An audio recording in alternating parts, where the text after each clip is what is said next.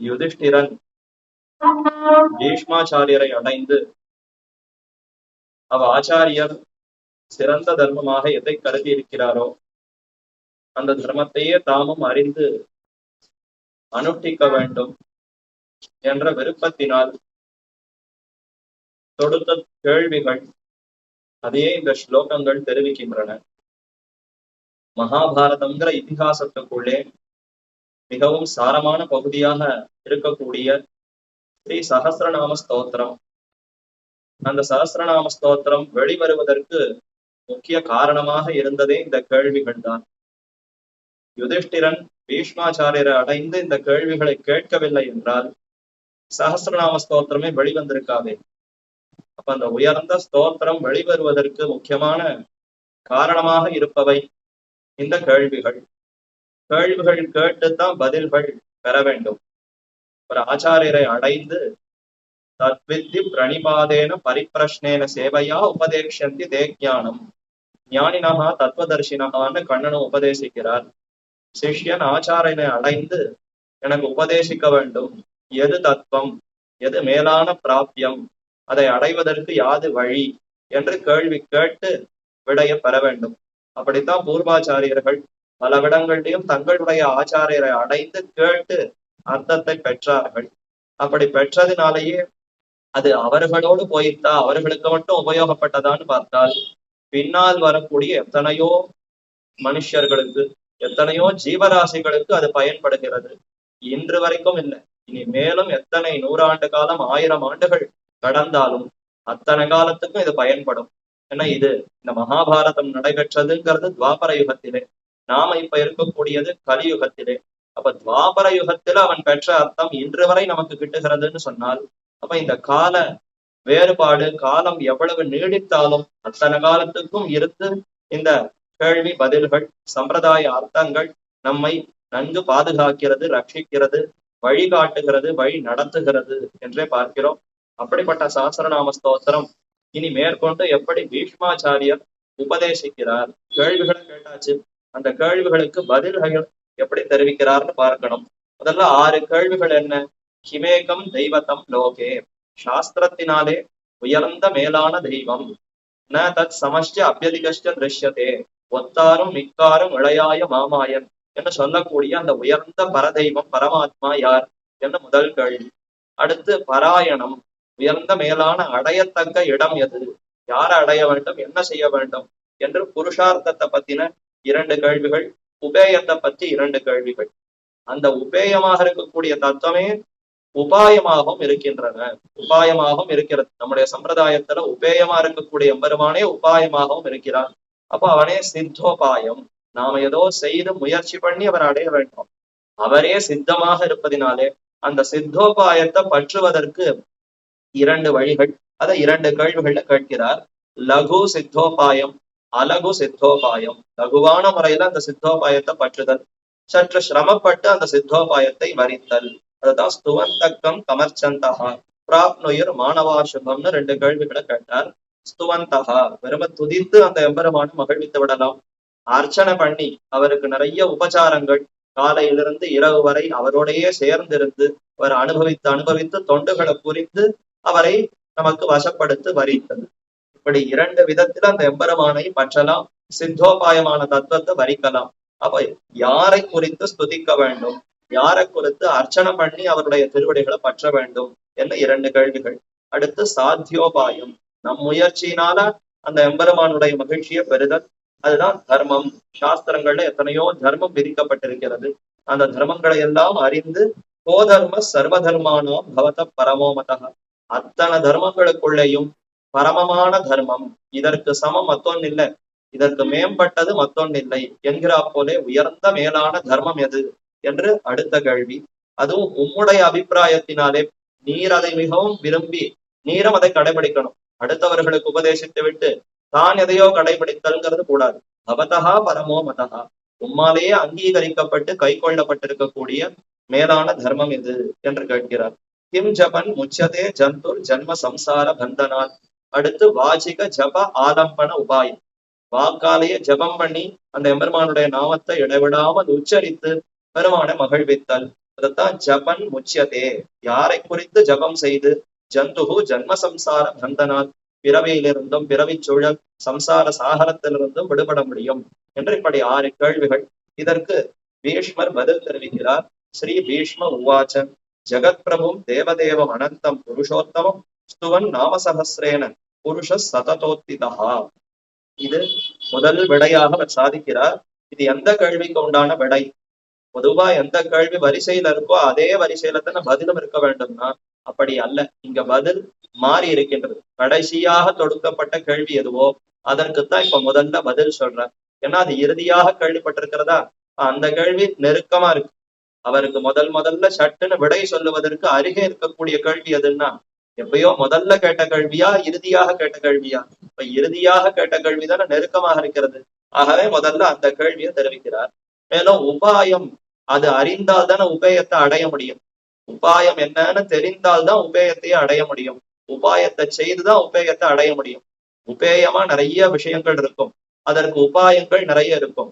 ஏதோ இப்ப பழங்கள் இருக்கிறது, காய்கறிகள் இருக்கின்றன, அதையெல்லாம் வாங்கணும்னு ஆசை வரலாம், அதை உண்ண வேண்டும்னு ஆசை வரலாம். சரி, அதுதான் அடையத்தக்க உபேயம். காய்கறிகளை வாங்கணும், அடையணும்.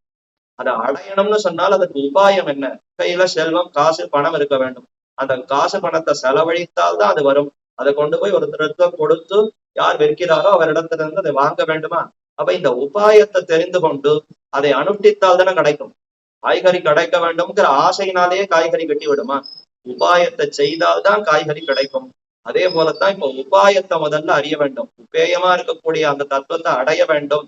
அவர் அடைய வேண்டும்னா அதற்கு உபாயம் என்னங்கிறத முதல்ல அறிந்து அனுஷ்டித்தால் தானே முடியும். ஆகவே முதலிலே உபாயத்தை சொல்லுவோம் என்று உபாயத்தை பத்தின கேள்விகள் இருந்து முதல்ல பதில் சொல்லுகிறார். அதிலையும் கடைசியாக கேள்விக்கப்பட்ட ஜப ஆலம்பன உபாயம், அதுதான் சமீபத்துல இருக்கு. மேலும் தமக்கு அதில் மிகவும் விருப்பம். தமக்கே அந்த ஜபம் பண்ணுவது, பெருமானுடைய நாமங்களை இடைவிடாமல் உச்சரித்தல், இதுல மிகுந்த விருப்பமா. ஆச்சாரியனுக்கு அதுல மிகுந்த விருப்பம் இருக்கிறது. அதைத்தான தர்மபுத்திரனும் கேட்டார், உனக்கு எதுல விருப்பமோ அதை சொல்ல வேண்டும்னு. ஆகவே இத்தனை கேள்விகளுக்குள்ளேயும் நாமத்தை எப்போதும் உச்சரித்துக் கொண்டிருப்பதே மிகவும் சிறந்தது என்று பீஷ்மர் கருதி அதை முதல்ல தெரிவிப்போங்கிறதுக்காக 6வது கேள்விக்கு உண்டான பதில தெரிவிக்கிறார். ஜெகத் பிரபும் தேவதேவம் அனந்தம் புருஷோத்தமம் ஸ்துவன்னு. அந்த இடத்துல யாரை ஸ்துதிக்க வேண்டும்ங்கிறது கேள்வி. இம் ஜபன் முச்சியதே ஜந்துகு, யாரை குறித்து ஜபிக்க வேண்டும். இந்த இடத்துல ஸ்துவன்னு நாமசஹசிரேன புருஷ சததோத்திதா. 1000 நாமங்களை ஸ்துவன்னு சொல்றாருன்னா ஜபித்தல் தான் இந்த இடத்துல ஸ்துவன்னு சொல்ற. ஜபம் பண்ணணும். ஜபம்ங்கிறது என்ன? பெருமானுடைய அந்த நாமங்களை இடைவிடாமல் நினைத்து கொண்டே சிந்தித்து கொண்டே உச்சரித்தல். அதுவே துதித்தல் தானே. பெருமானுடைய நாமங்களை சொல்லுவதே அவரை துதித்தல். ஆகவே ஸ்துவன் நாம சஹசிரேன, 1000 நாமங்களை கொண்டு சததோத்திதா புருஷா, அந்த எம்பெருமான ஸ்துதித்து எப்போதும் மேன்மைகளை பெறலாம், எல்லா துன்பங்களிலிருந்தும் விடுபடலாம்னு தெரிவிக்கிறார். யார் அந்த எம்பெருமான்? ஜெகத் பிரபும், ஜகத்துக்கே பிரபுவாக விளங்குகிறார். அனைத்து சேத்தன அச்சேதனங்கள், ஜங்கம ஸ்தாவரங்கள்னு எல்லாத்துக்கும் பிரபுவாய் அதை உடைய சொத்தை உடைய சுவாமியாக இருக்கிறார். ஜெகத் பிரபு. தேவதேவம், மனுஷருக்கு தேவர் போல, தேவருக்கும் தேவாவோன்னு ஆழ்வாருடைய பாசுரம். நமக்கெல்லாம் இந்திரன், சந்திரன், குபேரன் முதலான தேவர்கள் எல்லாம் எவ்வளவு பெருமை கொண்டிருப்பவர்களாக மனதில் படுகிறதோ, அப்படிப்பட்ட அந்த தேவர்களுக்கும் எம்பெருமான் மிகவும் மேம்பட்டவன், மிகவும் மேன்மை கொண்டிருப்பவன். அந்த தேவர்கள் எல்லாம் நினைச்சு பாலாம், நம்ம விட அந்த எம்பெருமான் எவ்வளவு மேன்மை கொண்டிருப்பவர். நாம எப்படி அந்த தேவதைகளை பார்த்து பெரியவர்கள் நினைக்கிறோமோ, அதே மாதிரி அந்த தேவதைகள் எல்லாம் தேவாதி தேவனான எம்பெருமானை பார்த்து அவன் எப்பேற்பட்டவன், நாம எவ்வளவு தாழ்ந்தவர்கள் அவர்களும் கருதுவார்கள். தேவதேவம் அனந்தம், இந்த எம்பெருமான் அந்தம் இல்லாதவர், முடிவே அற்றவர், ஒரு தொடக்கம் ஒரு முடிவு, இந்த இரண்டும் கடந்தவர். அனந்தம், எப்போதும் இருப்பவர். ஜெகத்துக்கு பிரபுவாக இருப்பார். 5 ஆண்டுகள் இருப்பார். அடுத்த 5 ஆண்டுகள் தேர்தல் வைத்து வேற யாரோ பிரபுவாகி விடுவார். அல்ல, எப்போதும் இவர் தான் ஜெகத்துக்கு பிரபுவா இருப்பார். தேவதேவனாக இருப்பதும் ஏதோ சில காலத்துக்கான அந்தமே அற்றதாய் எல்லா காலத்திலும் இவர்தான் அப்படி இருப்பார், அந்த பெருமைகளோடு இருப்பார். அப்ப இவரும் எல்லா காலத்திலும் இருப்பார், இவருடைய பெருமைகளும் எல்லா காலத்திலும் இருக்கும். நாமும் எல்லா காலத்திலும் இருக்கும். ஜீவாத்மா அனந்தமாக ஆதி இல்லாம ஒரு பிறத்தல் இறத்தல் ஏதும் இல்லாமல் தான் இருக்கிறோம். ஏதோ இந்த சம்சாரத்துல சரீர தொடர்பினால பிறவி ஏற்படுகிறதே தவிர ஆத்மானு தனித்து பார்த்தால் அதற்கு அழிவே கிடையாது. பகவத்கீதையில கண்ணன் 2ஆம் அத்தியாயத்துல ஸ்பஷ்டமா தெரிவிக்கிறார், எப்போதும் நித்தியமானதுதான் ஆத்ம வஸ்து. இப்ப நாமும் அனந்தம் தானேன்னா, ஆமா. ஆனா நம்முடைய பெருமைகள் அனந்தமா இருக்கா? ஆத்மாவினுடைய அந்த தன்மை, அதனுடைய குணங்கள் எப்போதும் விகாசமா மலர்ந்தே இருக்கிறதான்னா, கர்மத்தினாலே கட்டுப்பட்டு தவிக்கிறோமே, அஜ்ஞானத்துல உழலுகிறோம். ஞானம் ஒரு சமயம் ஏற்படுகிறது. சத்துவகுணம் பெருகிட்டுன்னா ஞானம் ஏற்படுற மாதிரி இருக்கு. ரஜோகுணம் தமோகுணம் மேலிட்டால் ஞானம் வழுங்குகிறது.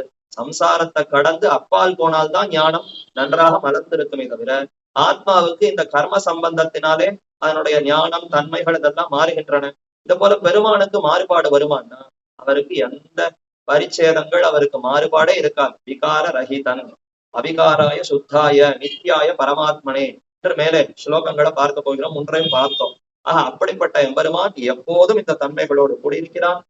அவரும் நித்தியமானவர், அவருடைய பெருமைகளும் நித்தியமானது. அனந்தம் புருஷோத்தமம்.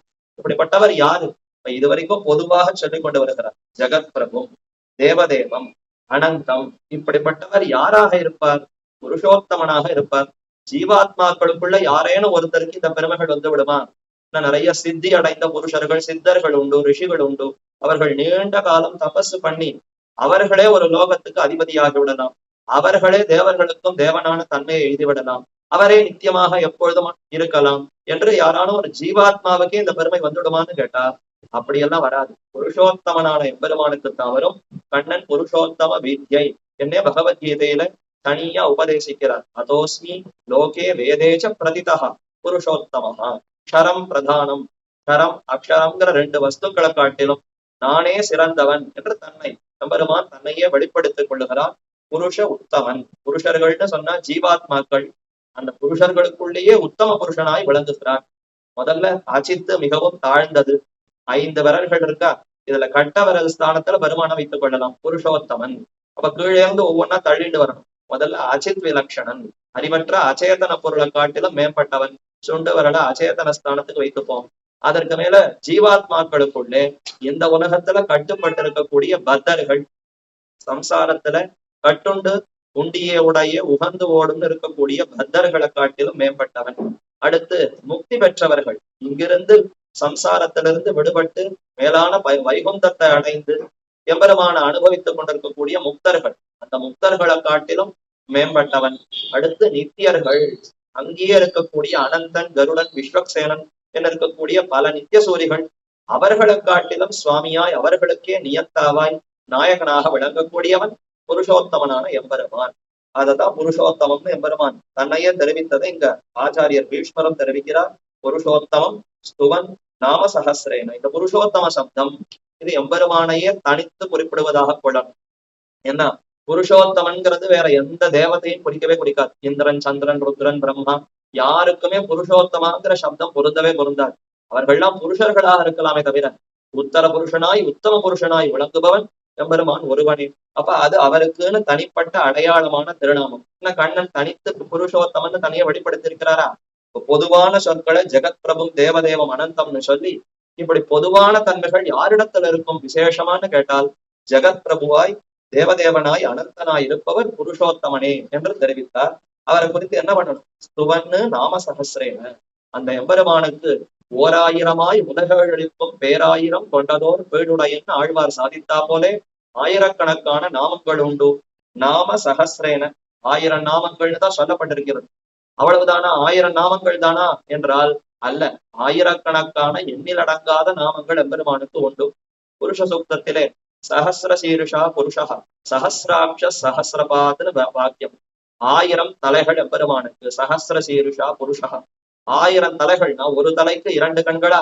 அப்ப 2 சஹசிரம், திசஹசிராட்சம்னு தானே வரணும். சஹசிராட்சா, 1000 கண்கள் கொண்டிருப்பவர் பரமாத்மான்னு மறுபடியும் தெரிவிக்கப்படுது. அப்ப ஒரு முகத்துக்கு ஒரு கண்ணா இருக்கும், பார்ப்பதுக்கே நன்னா இருக்காதே, அசிங்கமா இருக்குமே. அப்ப 1000ங்கிற எண்ணிக்கை அவ்விடத்துல வெறுமனே சொல்லணுங்கிறதுக்காக சொல்லப்பட்டிருக்கிறது. அப்ப அதற்கு உண்மையான அர்த்தம் என்னன்னா எண்ணில் அடங்காமை. பெருமானுடைய தலைகள், அவருடைய திருமுடிகளை இவ்வளவுன்னு எண்ணி முடிக்க முடியாது. அவருடைய கண்கள் இவ்வளவுதான் எண்ணிக்கையில அடக்க முடியாது. அதே போலத்தான் இவ்விடத்திலையும் நாம சகசிரன்னு சொல்லியிருக்கிறதேன்னு கேட்டால் 1000ன்னு சொல்லலாமே தவிர 1000த்துக்குள்ள அடக்க முடியாது. அவருடைய எண்ணிறந்த பெருமைகளுக்கு எண்ணிறந்த திருநாமங்கள் உண்டு. நாம சகசிரம். அவரை எப்படி துதிக்க முடியும்? பெருமானை துதிக்க வேண்டும்னா நாமத்தை கொண்டுதான் துதிக்க முடியும். அவருடைய ஒவ்வொரு பெருமைகள் குணங்களை எல்லாம் ஒவ்வொரு நாமங்கள் வெளிப்படுத்துகின்றன, ஒவ்வொரு நாமமும் வெளிப்படுத்துகிறது. ஆகவே அந்த நாமங்களை கொண்டு துதிக்க வேண்டும். நாம சகசிரேன ஸ்துவன் புருஷக சதத உத்திதா. அப்படி அந்த எம்பெருமானை நாம துதித்தோம்னு சொன்னால் இப்ப என்ன ஆகும்? நம்மையும் அளிக்கும் பரமோதாரனான அவரை 1000 நாமங்களினால் எக்காலமும் முயன்று எப்போதும் முயன்று ஒருத்தன் துதித்தானால் அதனாலேயே எல்லா துன்பங்களையும் சதத உத்திதாக மேல மேல அவன் சிறந்தவனாகிறான், மேன்மையை பெறுகிறான், அனைத்து துன்பங்களிலிருந்து விடுபடுகிறான். புருஷன், எந்த ஒரு புருஷன், ஒரு ஜீவாத்மா இப்படி பெருமான ஸ்துதிக்கிறானோ அவனுக்கு இத்தனை பெருமைகள் ஏற்படுகின்றன.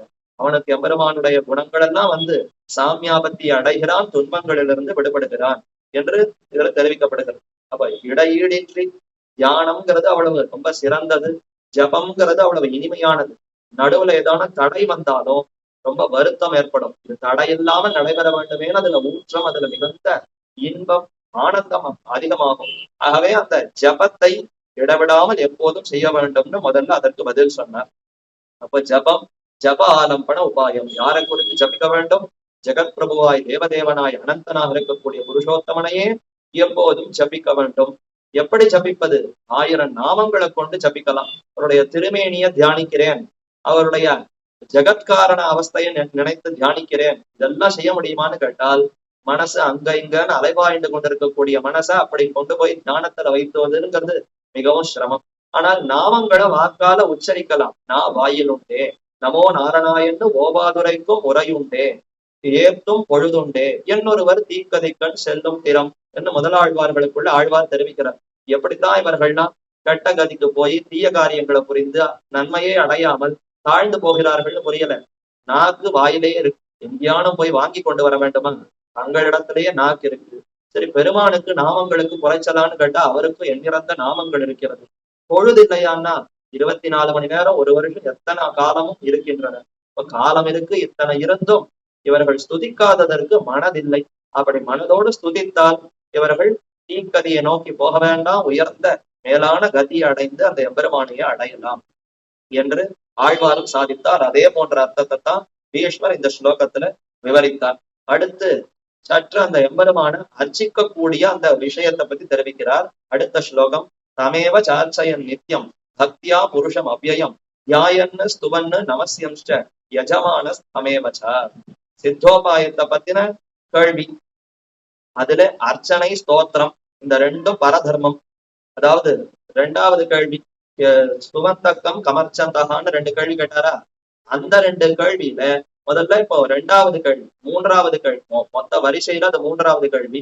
ஆனால் சித்தோபாயத்தை பத்தின 2 கேள்விகள்ல 2வது கேள்வி, யாரை குறித்து ஸ்துதித்தாலே அவர் மகிழ்ந்து விடுவார், இது முதல் கேள்வி. யாரை அர்ச்சித்து நன்றாக வணங்கி வழிபட்டால் அவர் மகிழ்வார் என்ன 2வது கேள்வி. அந்த அர்ச்சனை விஷயமான கேள்விக்கு இப்ப பதில் சொல்லுகிறார். நடுவுல இப்ப 5வது கேள்வி இருக்கு. 6வது கேள்விக்கு பதில் சொன்னார். கோதர்ம சர்வதர்மானாங்கிற 5வது கேள்வியை விட்டுட்டு இப்ப அதையும் தாண்டி முன்னாடி இருக்கக்கூடிய 4வது கேள்விக்கு பதில் சொல்லுகிறார். அர்ச்சந்தகாங்கிற அந்த கேள்விக்கு தான் பதில் சொல்லுகிறார். ஏன்னா இப்ப சித்தோபாயத்தை முதல்ல சொல்லலாம். சாத்தியமா சிரமப்பட்டு செய்யக்கூடிய உபாயத்தை விட சித்தோபாயமா இருக்கக்கூடிய எம்பெருமானை அர்ச்சித்தல், வணங்குதல், ஸ்துதித்தல்ங்கிறது இன்னும் எளிமையானது. அதை முதல்ல விளக்குவோங்கிறதுக்காக அதை பத்தி தெரிவிக்கிறார். ஆக 4வது 3வது கேள்விகள்ங்கிற அந்த வரிசையில தெரிவிக்கிறார். 4வது கேள்விக்கு பதில் சொல்லிட்டு 3, முதல்ல 6வது கேள்விக்கு பதில், அடுத்து 4வது கேள்விக்கு பதில், அடுத்து 3வது கேள்விக்கு பதில் சொல்ல போறார். இப்ப 4வது கேள்வி தம் அர்ச்சந்தகாங்கிறதுக்கு பதில் தமேவ சார்ச்சயன். இந்த கேள்விகள் 6 வெவ்வேறு விதமா இருக்கலாம். பதில பார்த்தால் எல்லாம் ஒருத்தரை குறித்தே இருக்கு. யார் ஒருத்தன் ஜெகத் பிரபுவோ அவனை குறித்து தான் ஸ்துதிக்கணும், அவனை குறித்து தான் ஜபம் பண்ணணும், அவனை குறித்து தான் அர்ச்சிக்கணும், அவனே உபேயம், அவனே அடையத்தக்க இடம். எல்லாத்துக்கும் பதில் ஒண்ணுதான். சர்வரோக நிவாரணின்னு மருந்து இருக்குமே. நமக்கு எத்தனையோ வியாதிகள் இருக்கலாம், கை நோவு, கால் நோவு, இடுப்பு நோவு, தலை நோவு, ஒவ்வொன்று நோவு எங்கெங்கயோ விதவிதமா இருக்கலாம். ஆனா எல்லாத்துக்கும் சேர்த்து மருந்து ஒன்றே என்று கடைகள்ல இருக்கா? அத மாதிரி கேள்வி எத்தனை கேள்விகள் வேண்டாலும் இருக்கலாம். உபாயம் யாரு, யாரை குறித்து வணங்க வேண்டும், யாரை குறித்து அர்ச்சிக்க வேண்டும், யாரை குறித்து சாத்தியோபாயங்களை செய்ய வேண்டும், யார் அடையத்தக்க புருஷார்த்தம், இப்படி பல கேள்விகள் இருப்பினும் பதில் ஒருத்தரை குறித்து தான் இருக்கும். அந்த ஒருத்தரை குறித்து தான் அனைத்துமே பின்னப்பட்டிருக்கிறது. அப்ப தமேவ என்ன இந்த இடத்துல தமேவ அவனையே அர்ச்சனை பண்ண வேண்டும்னு சொல்லுகிறாரு. யாரை குறித்துன்னா முதல் ஸ்லோகத்துல 6வது கேள்விக்கு பதில் சொல்லுகிற சமயத்திலே ஜெகத்பிரபும் தேவதேவம் அனந்தம் புருஷோத்தமம்னு இப்படி யாரை குறித்து சொன்னேனோ அவனையே குறித்து தான் அர்ச்சனை பண்ணணும். அர்ச்சனைக்கு வேறொருத்தரை குறித்து அர்ச்சனை பண்ணணும், ஆனால் ஜபம் பண்ணுவது வேறொருத்தரை குறித்து ஜபம் பண்ண வேண்டும் அப்படியெல்லாம் அவசியமே இல்லை. அனைத்தையும் அந்த பரமாத்மா ஒருத்தரிடத்திலே செய்யலாம். தமேவ ச அர்ச்சயன் எப்போதும் அவரை குறித்தே அர்ச்சிக்க வேண்டும். நித்தியம் பக்தியா புருஷம் அவ்யயம். கேள்வி என்ன? யாரை குறித்து அர்ச்சிக்க வேண்டும் தான் கேள்வி. இவரை குறித்து அர்ச்சிக்க வேண்டும்னு சொன்னா முடிஞ்சு போயிடுமே. அத்தோட நிறுத்தல, எப்படி அர்ச்சிக்க வேண்டும்ங்கிற வழிமுறையை சொல்லுகிறார். அதுல அவருக்கு ஈடுபாடு, தனக்கே அம்பரமான அர்ச்சித்தல்ல ஈடுபாடு இருக்கா, அந்த ஈடுபாடுனால அதை விளக்குகிறார். குழந்தைகள் இடத்துல எல்லாம் ஏதாவது ஒரு கேள்வியை கேட்டோம்னா தனக்கு ரொம்ப பிடிச்சிருந்ததுன்னா அதை மீண்டும் மீண்டும் சொல்லிட்டே இருக்கும். அது அப்படி இது இப்படி இது இப்படி. இல்ல பேச்சாளர்கள்லாம் தங்களுக்கு பிடித்த விஷயத்த எந்த இடத்துல போய் பேச ஆரம்பித்தாலும் அவருக்கு மிகவும் பிடித்த ஒன்றை எப்படியாவது சம்பந்தப்படுத்தி பேசி விடுவார். இந்த மாதிரி இப்ப எம்பெருமான குறித்து வணங்குதல் வழிபடுதல்ங்கிறது கசக்கிறதா? எவ்வளவு இனிமையான விஷயம், எத்தனை போக்கியமான விஷயம். அதை பத்தி தான் சொல்லுவோமே. அவர் வெறுமை யாரை குறித்து வணங்க வேண்டும் வழிபட வேண்டும்னு கேள்வி கேட்டார், இவரை குறித்து வழிபட வேண்டும்னு சொல்லி நிறுத்த வேண்டாம். எப்படி வழிபட வேண்டும்ங்கிற முறையும் விளக்குவோங்கிறதுக்காக தாமே ஈடுபட்டு தெரிவிக்கிறார்.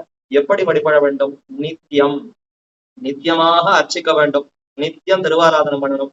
தினந்தோறும் பெருமானுக்கு வேண்டிய உபச்சாரங்களை சமர்ப்பிக்க வேண்டும். இல்லையே ஒரு நாள் பண்ணா போறாதா? சனிக்கிழமை போய் அர்ச்சனை பண்ணா போறாதா? சனிக்கிழமை திருவாராதனம் பண்ணா போறாதா? விடுமுறை நாட்கள்ல பண்ணா போறாதான்னா போராது.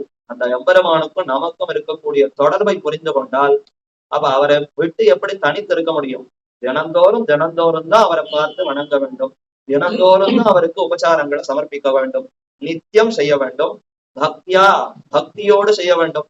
கடனே தலையெழுத்தே எங்க பெரியவர்கள்லாம் என்னை இப்படி செய்ய வேண்டும்னு விதித்திருக்கிறார்களே என்று முகம் சொலித்துக் கொண்டோ மிகவும் சிரமப்பட்டு கொண்டோ செய்ய வேண்டிய அவசியம் இல்லை. ரொம்ப ஆனந்தகரமாய் மகிழ்ச்சிகரமாய் பெருமானை பார்த்து இன்முகத்தோடு போய் அவரை வணங்க வேண்டுமே தவிர என்னமோ தலையெழுத்து தினந்தோறும் பண்ணணும்னு எல்லாரும் பெரியவா சொல்றா, சொல்லல பண்ணலைன்னா 4 பேர் ஏசுகிறார்கள் என்று எதற்கோ கஷ்டப்பட்டு கொண்டு போய் செய்யக்கூடாது. அப்ப இனிமையாக அந்த எம்பெருமானை குறித்து அந்த எம்பெருமானுடைய இனிமையை அனுபவித்து நித்யா பக்தியம், நித்தியம் பக்தியா புருஷம் அவ்யயம். புருஷோத்தமம் அங்க சொன்னார், இங்க புருஷம் அவ்யயம்ங்கிறார். அவ்யயமான புருஷர். அவ்யயம், வியயம்னா குறைதல் தேய்தல் நசித்து போகுதல். அவ்யயம் இந்த புருஷனுக்கு எதுவும் நசிக்கவே நசிக்காது. அச்சுதன்னு பகவானுக்கு திருநாமம். அவருக்கு அவரிடத்துல எந்த குணங்களும் நழுவாது. அவரும் அடியவர்களை நழுவ விடமாட்டார். அதே போன்ற அர்த்தம் தான் புருஷம் அவ்யயம். எப்போதும் இந்த தன்மைகளோடு தான் இருப்பார். எல்லா காலத்திலையும் இருப்பார். எப்போதும் நமக்கு நன்மையே கொடுத்து கொண்டிருப்பார். அப்படிப்பட்ட அவ்யயரான புருஷன் எப்போதும் இருக்கக்கூடிய ஒருத்தர்னா அவர் தானே நம்மை ரட்சிக்க முடியும். இன்னைக்கு நேத்தைக்குன்னு பிறந்திருப்பவர்கள் நம்ம ரட்சிக்க முடியுமா? அப்ப எப்போதும் இருக்கக்கூடிய அந்த எம்பெருமானிடத்திலே பக்தியோடு நித்தியம் வணங்க வேண்டும். சில தேவதைகள் ராகு கேது முதலான கிரகங்கள் இவர்களை குறித்தெல்லாம் வழிபடலாமே வணங்கலாமே, துன்பங்களை போக்கிக் கொள்ளலாமேன்னு பதம் சொல்லலாம்.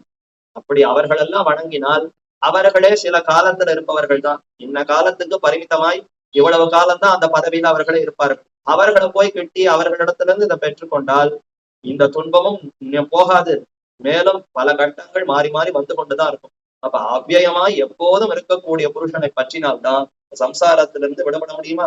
புருஷம் அவ்யயம் பக்தியா நித்தியம் தமேவ அர்ச்சயன் தியாயன் ஸ்துவன் நமஸ்யம் ச யஜமான தமேவச்சன்.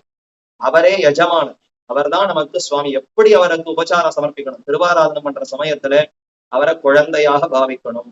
அவரை ஒரு பெரிய அரசனை போல பாவிக்கணும். அவரை நமக்கு சுவாமியாக பாவிக்க வேண்டும். அவர்தான் நமக்கு தலைவர், யஜமானர். அவருடைய அடியவன் நான், அடிமை நான்ற அந்த எண்ணத்தோடு செய்யணும். யஜமானருக்கு அடிமை எப்படி தொண்டு புரியணுமோ அப்படி புரியணும். ஒரு பெரிய அரசன் ராஜாவுக்கு எப்படி சேவகன் தொண்டு புரிய வேண்டுமோ அப்படி புரிய வேண்டும். ஒரு தாய் குழந்தையினிடத்துல எந்த பரிவோடு உபசாரங்களை பண்ணுவோடும் அந்த பரிவோடு பெருமானிடத்துல செய்ய வேண்டும். அப்ப யஜமான ஸ்தமேவச்சன், அவரே யஜமானன். நான் செய்யக்கூடிய இந்த உபசாரங்களை எல்லாம் ஏற்றுக்கொண்டு என்னை அனுகிரகிக்கக்கூடிய யஜமானர் அவர்தான் என்று அறிந்து தியாயன் ஸ்துவன் நமஸ்யம் அர்ச்சனத்துக்குள்ள இது எல்லாம் சேருகிறது. தியானித்தல் ஒரு விதமான அர்ச்சனம், ஸ்துதித்தல் ஒரு விதமான அர்ச்சனம், நமஸ்யம் கீழே விழுந்து வணங்குதல்.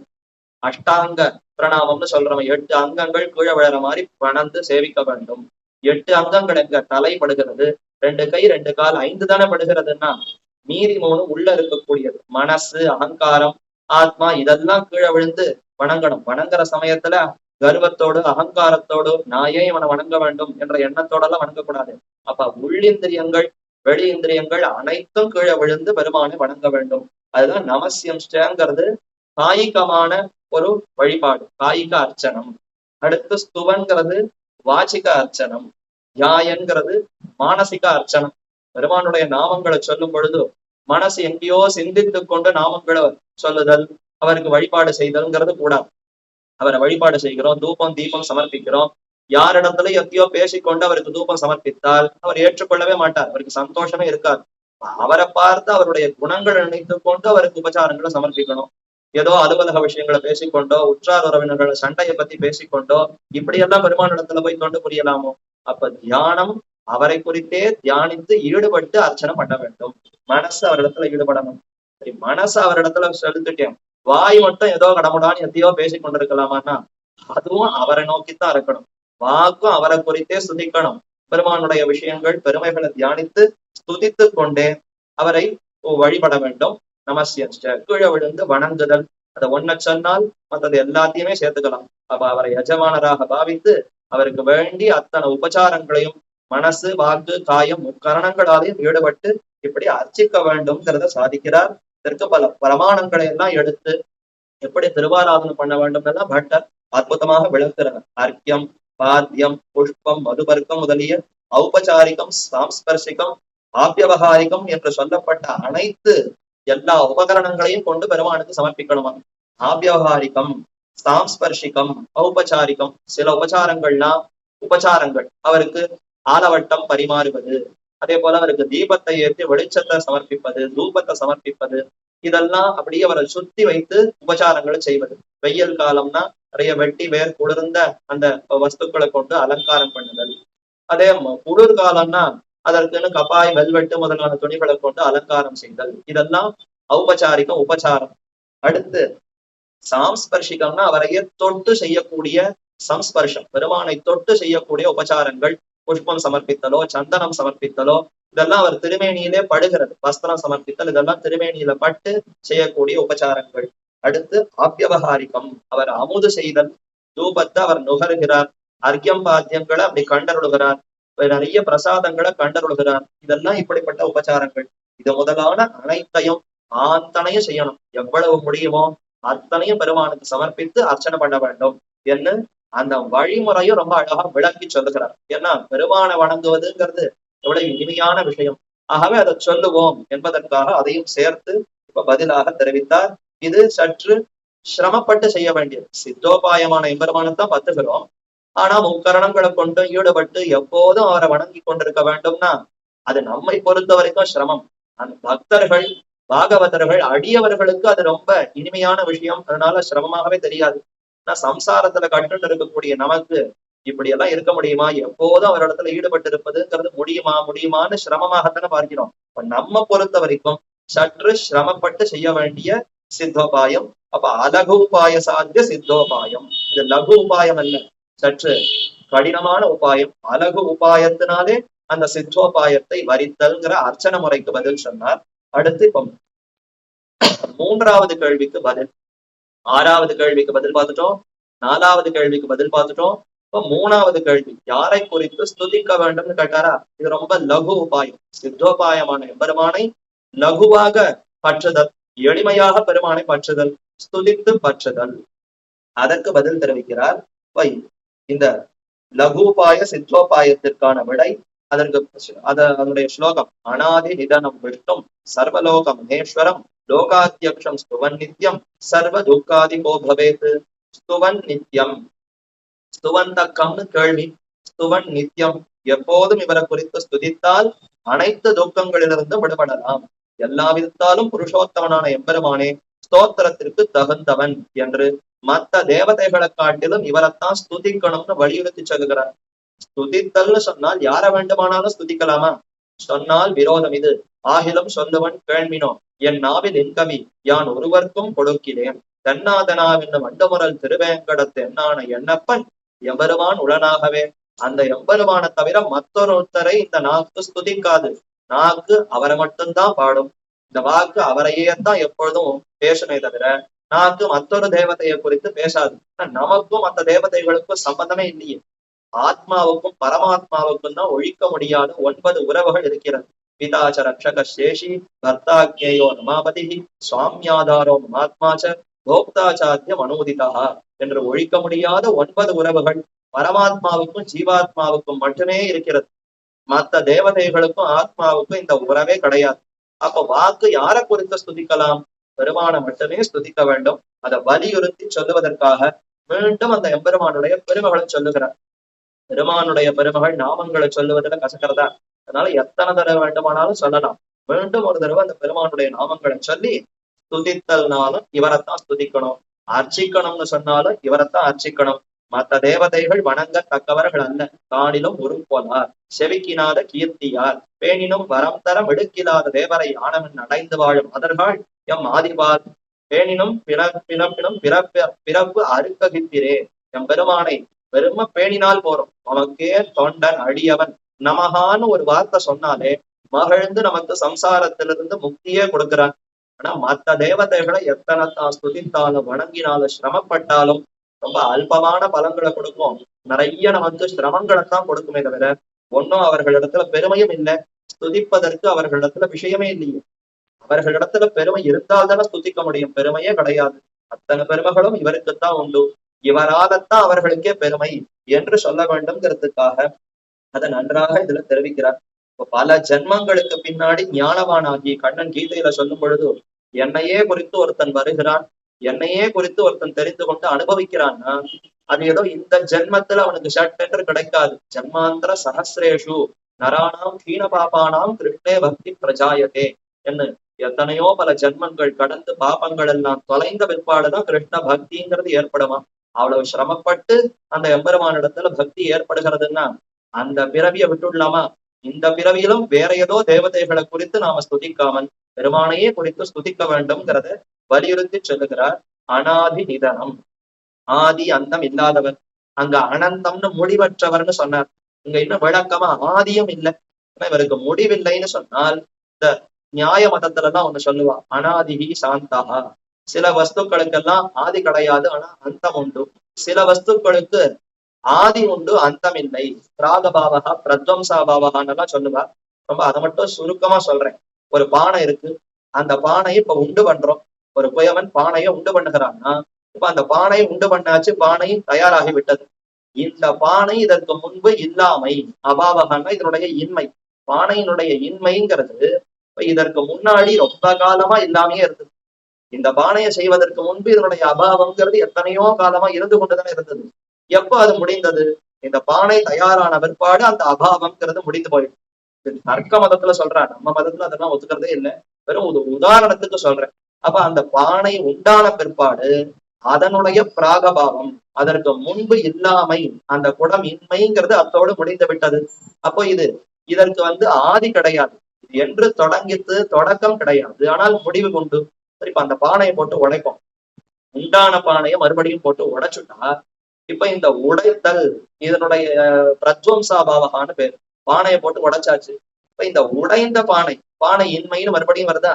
இந்த பானையினுடைய இன்மைங்கிறது இப்பதான் தொடங்குறது. பானையை போட்டு உடைத்ததுல இருந்து பானையினுடைய இன்மை, அது இல்லாமைங்கிறது தொடங்குறது. தொடக்கம் ஆதி உண்டு, ஆனால் அந்தம் உண்டான்னு கேட்டா கிடையாது. இனிமே இந்த பானையை செய்யவே முடியாது. உடைச்சதுதான். ஆக இந்த பானையினுடைய இன்மைங்கிறது எத்தனை காலத்துக்கு இருக்கும்னா எத்தனை காலம் இன்னும் முடிவே இல்லாமல் இருந்து கொண்டே இருக்கும். இதற்கு தொடக்கம் உண்டு, முடிவில்லை. அத மாதிரி இப்ப பெருமானுக்கு முடிவில்லை, அனந்தம்னு சொன்னார், அந்தம் இல்லைன்னு சொன்னார். அப்போ ஒருவேளை தொடக்கம் உண்டோ? பிரத்வம்சாபாவம் மாதிரி என்னைக்கோ ஒரு நாள் தொடங்கி இருப்பாரான்னா அனாதிகி நிதனம்.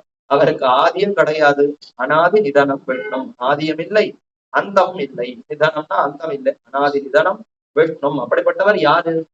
இன்னும் தெளிவா சொல்லுவோம்.